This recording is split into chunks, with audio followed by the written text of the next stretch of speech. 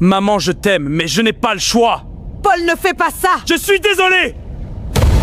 Il pensait devenir milliardaire après cette nuit, mais son plan va tourner au cauchemar. Le vent soufflait fortement au-dessus de l'immense rivière bleue. Paul poussait lentement le fauteuil roulant de Rosa vers le bord du grand rocher.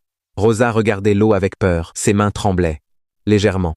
Puis elle tourna la tête vers Paul et dit d'une voix faible, « Paul, j'ai peur, recule un peu mon fils. » Mais Paul resta silencieux, son visage devenait froid. Rosa ne comprenait pas ce qui se passait.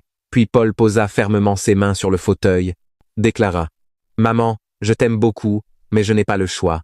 Je dois profiter de ta fortune. » Les yeux de Rosa s'ouvrirent brutalement. « Paul, qu'est-ce que tu racontes ?» Mais avant qu'elle ne réagisse, Paul poussa violemment le fauteuil roulant. Rosa cria de toutes ses forces pendant qu'elle tombait du haut du rocher.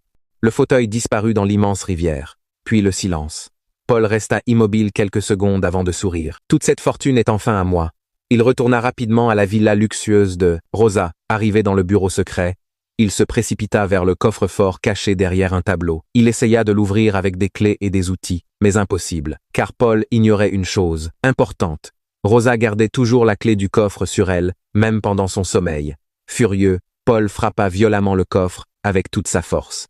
Après plusieurs coups, le coffre s'ouvrit enfin. Paul sourit, croyant voir de l'argent et des bijoux. Mais à l'intérieur, il n'y avait presque rien. Seule une petite caméra cachée clignotait dans le coffre. Paul recula, choqué. Une caméra. Soudain, une voix automatique résonna, alerte de sécurité activée. Le visage de Paul devint pâle.